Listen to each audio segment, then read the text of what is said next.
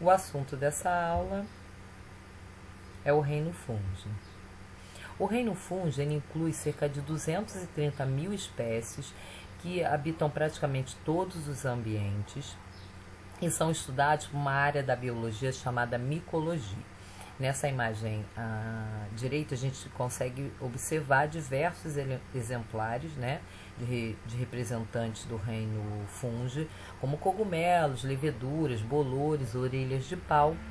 Esses organismos, eles vivem tanto no solo quanto na água e também em organismos, ou fazendo associações de troca de benefícios, ou então parasitando esses organismos. Eles têm preferência por locais quentes e úmidos e suas células têm núcleo, portanto, eles são seres eucariontes. Pela ausência de clorofila, eles não conseguem produzir compostos orgânicos. Então, os fungos são seres heterótrofos, só que eles apresentam uma heterotrofia diferente dos animais. Eles são heterótrofos por absorção. Portanto, eles vão lançar no ambiente as enzimas digestivas, vão digerir esse alimento e vão absorvê-lo depois. Então, eles têm digestão extracelular. Podem atuar nas cadeias alimentares como sapróbios, né, que são seres decompositores, e também parasitar plantas e animais. São formados por uma ou por várias células. Então, aqui a gente vê primeiramente uma imagem mostrando da questão da decomposição, né, que é comum em frutas e em pães, e aqui nós vemos dois exemplares, um de fungo unicelular, cada uma dessas bolinhas aí é uma levedura, que é um fungo unicelular, e aqui um representante que é multicelular. Essas duas próximas características que estão listadas aí aproximam os fungos muito mais dos animais do que das plantas, né? O reino que eles já no passado eles foram inclusos, mas de forma errônea. Então, a parede celular deles é de quitina, enquanto a parede celular dos vegetais é de celulose, e a reserva energética é de glicogênio, né? Assim como a dos animais, enquanto a dos vegetais é o amido. Esses organismos podem se reproduzir de maneira assexuada ou sexuada. A meiose ocorre na formação do zigoto, é meiose zigótica, e quanto aos processos de liberação de energia, eles podem utilizar oxigênio, sendo seres aeróbios, eles podem morrer na presença de oxigênio, então seriam anaeróbios restritos, e existem aqueles que, se tiver oxigênio, beleza, eles utilizam no processo de respiração. Se não tiver o oxigênio, eles vão utilizar a fermentação. Aqui a gente vê uma lista grande, né, da importância desses organismos na natureza, desde a questão da alimentação, né, os cogumelos eles são famosos, né, nas pizzas, no estrogonofe. Aqui a gente vê uma imagem desses cogumelos, os champignons. Eles podem ser utilizados também na produção de pães, de bebidas alcoólicas e de queijos. Na produção de pão é utilizada uma levedura. Essa levedura realiza a fermentação. Com essa fermentação, a produção de gás carbônico, que é liberado e vai promover o crescimento da massa. No caso das bebidas alcoólicas, ocorre a fermentação alcoólica, que tem como produto final o álcool. E nos queijos, como a gente pode ver nessas duas imagens, né, o aspecto e o gosto característico desses queijos são devido à utilização de fungos na sua produção. Os fungos também podem ser pragas agrícolas, porque causam doenças em plantas também, não só no homem e em outros animais. São importantes para a saúde pública por essas doenças, né? Algumas são bem comuns, né? O caso da micose que dá no pé, no couro cabeludo, na pele. Só que existem outras micoses importantes, como alguns tipos de pneumonia que são causados por fungos e também a candidíase. Como esses fungos podem fazer mal a determinados seres vivos, eles podem ser utilizados no controle biológico dessas espécies. Podem fazer também associações com trocas de benefícios com outros seres vivos. É o caso da micorriza e dos líquens, que a gente vai estudar posteriormente. Alguns fungos são venenosos, outros produzem substâncias alucinógenas, atuam na cadeias alimentares como os seres decompositores, juntamente com as bactérias, fazendo a decomposição de matéria orgânica morta, e podem também ser predadores. Então aqui nós vemos, né, nesse esquema, né, fungos saprófitas ou saprópios, que são decompositores e se alimentam de matéria orgânica morta. Existem fungos parasitas que causam as doenças conhecidas como micose, tanto em plantas quanto em animais. Existem fungos mutualísticos, então eles vão fazer uma troca que é obrigatória, né? Os indivíduos eles não conseguem viver em separados e eles trocam benefícios. E existem fungos que vão se alimentar de pequenos vermes e outros animais, né? Vão matar esses organismos para se alimentar deles. Aqui exemplos de fungos sapróbios, fungos parasitas e fungos predadores. Agora vamos falar sobre as micorrizas, né? Como eu havia adiantado, é uma associação com troca de benefícios e ela ocorre entre um fungo e raízes de plantas, tá? Então, as hifas, que constituem o corpo dos fungos, que são pluricelulares, que a gente pode ver aqui, elas podem penetrar na raiz. E aí a gente tem dois tipos de micorrizas. Uma que é chamada de ectomicorriza, onde a hifa ela vai se enrolar nessa raiz, né, ficando entre as células ou fora delas. E temos as endomicorrizas, em que a hifa penetra na raiz, como a gente está vendo aqui em cima, tá? Por que essa associação é de troca de benefícios? O fungo, nós vimos que ele é heterótrofo, ele não produz compostos orgânicos, mas ele pode promover um aumento na área da absorção de água e de sais minerais pelas plantas. As plantas são autótrofas e vão utilizar esses, digamos, ingredientes para a realização da fotossíntese e produção de matéria orgânica, e parte dessa matéria orgânica ela doa para o fungo. Já a associação mutualística conhecida como líquen, nós temos a associação de um fungo com uma alga, tá? Ou uma alga verde, aqui está o nome, ou alga azul, né? Essa é uma denominação mais antiga, atualmente elas são chamadas de cianobactérias. Por que é uma associação também de troca de benefícios, né? Nós já vimos que os fungos são heterótrofos, mas eles podem dar proteção física, aumentar a quantidade de água e de sais minerais e doar para a alga. Aqui a gente vê na imagem as hifas dos fungos envolvendo uma alga. A alga utiliza esse material, então, para a produção de matéria orgânica pela fotossíntese e doa parte desse material para o fungo. No caso dos líquens, a reprodução pode ser feita por sorédios, ou então por fragmentação. Esses fungos, eles são bioindicadores, né? São indicadores da qualidade do ar, já que eles são altamente sensíveis à poluição. E outra coisa interessante é de que eles são organismos pioneiros na sucessão ecológica.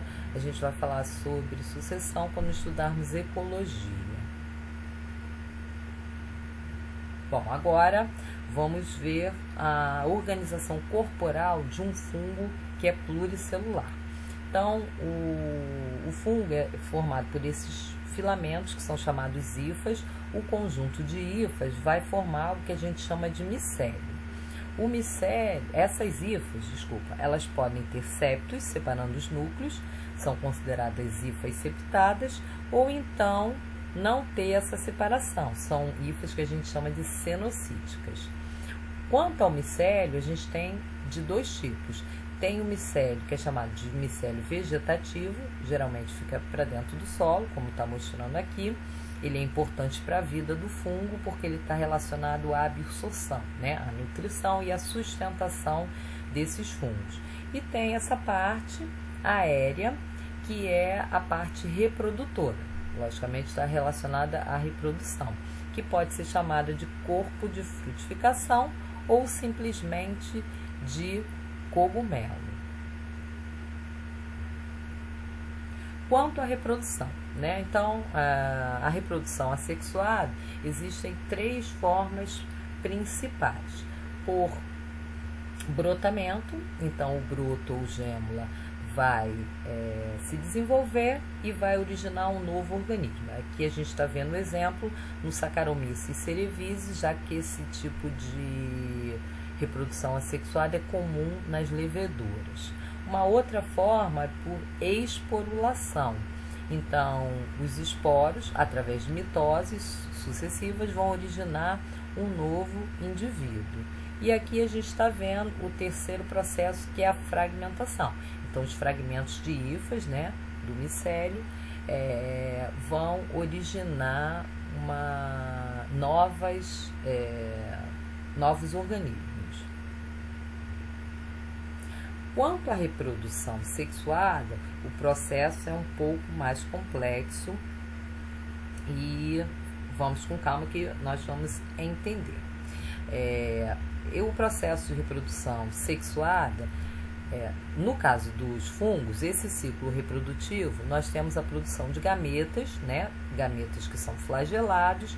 Esses gametas vão se fundir e vão originar zigotos que vão produzir um novo indivíduo. Já nos fungos terrestres, nós temos a produção de esporos que é feita por meiose. Esses esporos, então, se desenvolvem, vão gerar hifas que são haploides e que, posteriormente, vão se fundir e originar hifas que são diploides. Dentro dessas hifas diploides, ocorrem novas meioses para a produção de mais esporos meióticos. Então, essa questão da alternância da meiose e da fusão das hifas, né, que é como se fossem gametas, é o que caracteriza o processo sexuado.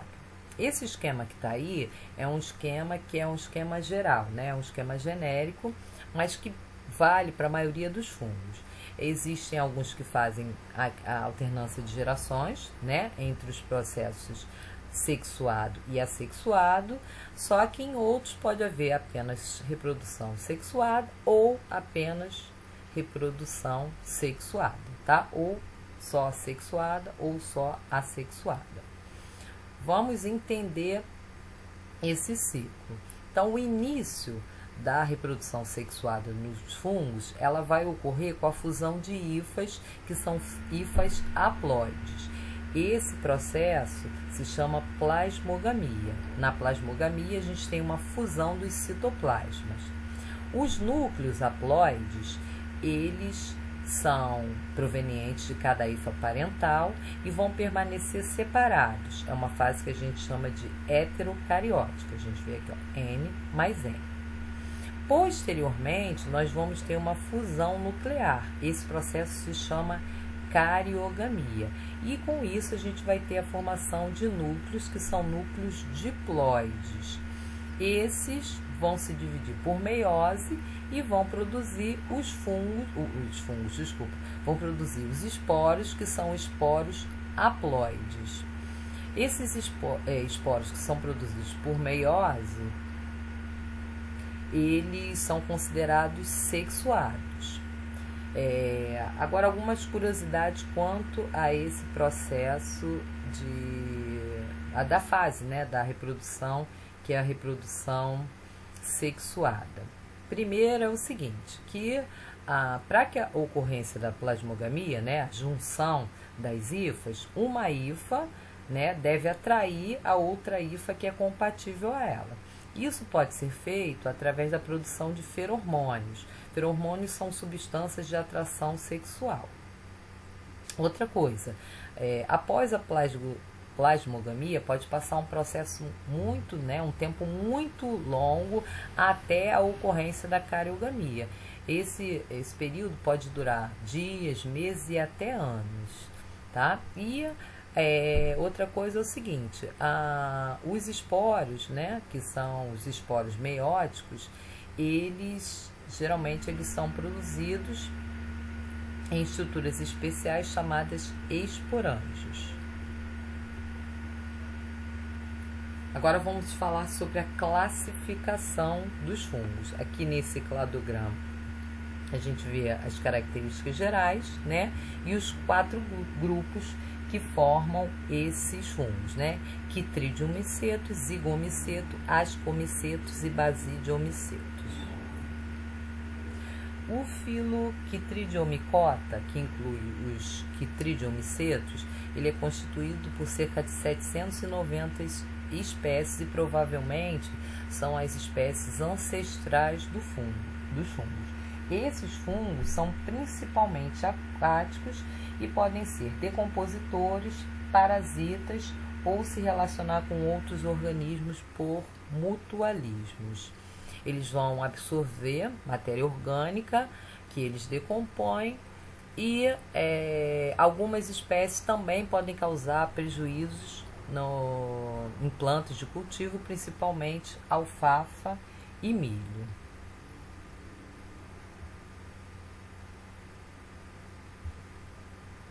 O segundo grupo é o filo Ascomycota, onde nós temos os ascomicetos, né? Nós temos aí 32.000 espécies.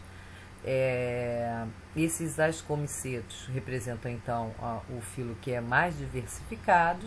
Podem ser uni ou multicelulares, as suas hifas são septadas e apresentam uma estrutura que é o corpo de frutificação, que é chamado de ascocarpo. Nesse filo nós temos os bolores, as trufas, as mortelas, que estão aí representadas na imagem, as leveduras, nesse caso são unicelulares. E também podem ser decompositores ou parasitas. O próximo filo é o filo Basidiomycota, onde nós temos os basidiomicetos, né? São cerca de 22.000 espécies. Esses basidiomicetos, eles são os mais conhecidos por nós, né? Já que incluem os cogumelos, os champignons, né? Que são comestíveis, mas também temos espécies que são venenosas e alucinógenas. No caso das hifas, nesse grupo são hifas septadas. Eles apresentam basídeos. Esses basídeos produzem esporos, que são os basidiósporos, e os vários basídeos, ao se unir, vão formar o corpo de frutificação, que é chamado de basidiocarpo. Dependendo da espécie, nós temos parasitas de plantas, né, comestíveis, alucinógenos e decompositores, como eu já falei. E o último grupo é o grupo Zygomycota, onde nós temos as leveduras, que são unicelulares, e também fungos multicelulares. Podem ser aquáticos ou terrestres, atuando como decompositores, parasitas ou formando micorrizas. Esses são, embora podendo ser tanto aquático quanto terrestre, eles são predominantemente terrestres. As hifas são cenocíticas e tem exemplos também conhecidos, como é o caso do bolor preto do pão e também dos fungos que atacam as frutas, né? Aí a gente vê uma imagem da laranja com o bolor crescendo sobre elas, né? O corpo de frutificação desse bolor parece uma penugemzinha branca, parecendo um filamento de algodão, em cujo interior pode ter pontos escuros que representam os esporângios. Agora vamos falar sobre os fungos parasitas e as micoses. Bom, as micoses elas podem ser divididas em dois grupos, micoses superficiais e micoses profundas. Então, as dermatofitoses são micoses que podem afetar a pele e as unhas, né? Elas aparecem em regiões onde tenha bastante umidade. Aqui nós vemos algumas imagens, né? Na pele e nos pés e nas unhas. Temos... outra coisa. Embora elas sejam muito comuns, né, das 230 mil espécies, né, que eu falei que existem de fungos, apenas mais ou menos 100 é que causam doenças, né? Então, um número relativamente pequeno, e elas têm preferência por o fungo, né, por local onde tenha umidade e calor excessivo. Aqui nós temos a ptiríase versicolor, que é a conhecida popularmente como pano branco ou doença de praia. Essa micose ocorre em regiões da pele onde tem bastante oleosidade, porque o fungo gosta de se alimentar das secreções gordurosas da pele. Então, o principal sintoma é o aparecimento dessas manchas brancas na pele, que ficam bem evidentes quando a pele está bronzeada. E é uma doença que é transmitida pelo contato direto, inclusive com a areia contaminada. Quanto às micoses profundas, vou falar uma de bastante importância, que é a criptococose. Essa criptococose é conhecida popularmente como doença do pombo, né? E ela é transmitida através da inalação de esporos que estão presentes nas fezes do pombo. Elas podem causar lesões na pele, mas também podem causar lesões nos pulmões. E o fungo ele tem uma grande afinidade pelo sistema nervoso central, podendo causar meningite nesse caso. E o tratamento dessa doença é feita com antifúngico, olha só. Uma outra micose que é profunda e que é bastante conhecida é a candidíase. A candidíase é causada pelo fungo Cândida, tá? Que é uma levedura. Ela pode, na verdade, atacar qualquer parte da pele, mas tem preferência pelas mucosas, principalmente da boca e da vagina, pela umidade que se encontra nesses locais. Quando ela ataca a boca, é conhecida popularmente como sapinho. No caso pode também aparecer na vagina, né? Aí, nesse caso, a transmissão é feita por contato sexual, é uma IST, né? O nome atual, que é infecção sexualmente transmissível. E nós temos como característica a formação dessas manchas brancas que causam dor e vermelhidão quando atingem a boca e a parte interna das bochechas. Na vagina também vai causar vermelhidão, coceira, inchaço e a produção de um corrimento branco. Então, só lembrando novamente que esse fungo pode estar em qualquer parte da nossa pele, e só que ele pode, quando nossa imunidade está baixa, ele pode se aproveitar e causar a doença. Por isso, a candidíase é considerada como uma doença oportunista. Bom, chegamos ao final de mais uma aula. Um grande beijo, com muita saudade, e até a próxima.